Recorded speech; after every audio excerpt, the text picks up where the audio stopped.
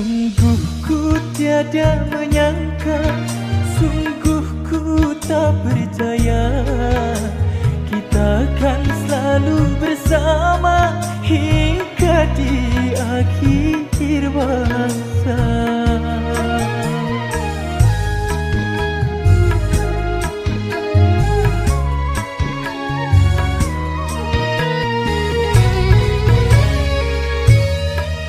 Oh Tuhan Sang Maha Cinta, kepadamu ku pinta, jadikan kami berdua bagai Adam dan Hawa.